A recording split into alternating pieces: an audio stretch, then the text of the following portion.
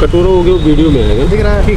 ठीक है, ये बताइए आज आप कटोरा लेके और कार्यालय के नीचे जी मुझे मैं नगर परिषद मऊगंज में उपयंत्री पद पे पदस्थ था और मुझे जनवरी 2025 में संयुक्त संचालक कार्यालय में अटैच किया गया था।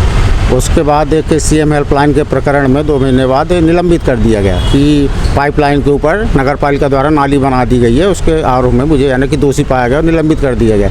लेकिन जो नाली निर्माण कार्य था वो हनुमाना नगर परिषद के उपयंत्री द्वारा किया गया था और निलंबित मुझे कर दिया गया है। आज लगभग 14 महीने से दूसरे के कारण मुझे निलंबित करके रखा गया है।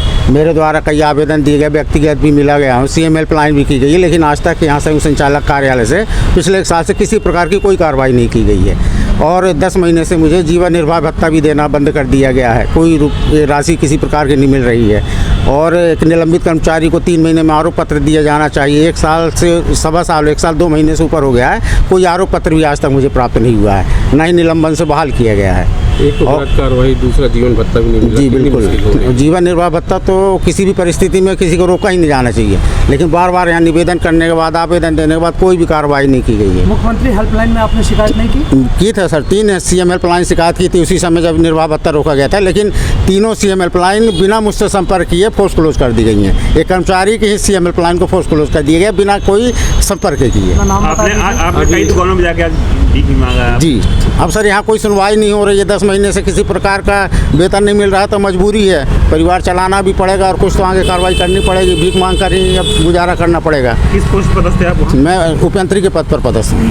क्या नाम है? राजेश प्रताप सिंह। आरोप लगाया जा रहा है कि लगभग 1 साल से उन्हें निलंबित झेलना पड़ रहा है और इस दौरान भत्ता नहीं दिया जा रहा है, जिसकी वजह से वो भीख मांगने को मजबूर।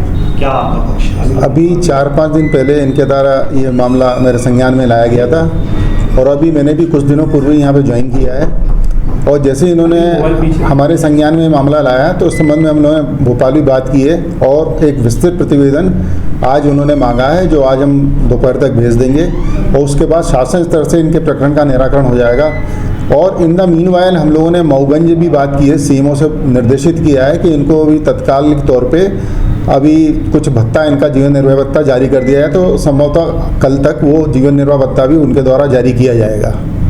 और दूसरी बात यह है कि ये जब निलंबित हुए थे इनको चार्जशीट नहीं मिली, तो ऐसा नियम है कि अगर चार्जशीट नहीं मिलती तो स्वतः बहाली का भी एक इनके द्वारा प्रयास किया जा सकता था या इनके द्वारा उच्चाधिकारियों को इस संबंध में अवगत कराया जा सकता था।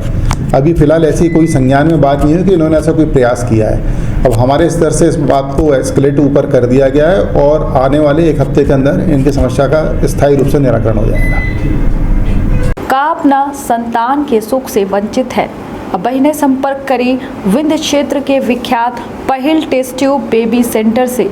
महिला से संबंधित कोनो गंभीर समस्या के खातिर संपर्क करी प्रतिदिन पुराना तीर्थ मेमोरियल अस्पताल कुटेही रीवा। संपर्क कर सके थे 8821000416 पर या 076623524551 पर। डॉक्टर बीना मिश्रा स्त्री रोग एवं बांझपन विशेषज्ञ से प्रथम आईवीएफ क्लिनिक, आईवीएफ में उच्च तकनीकी लेजर हैचिंग के उपयोग,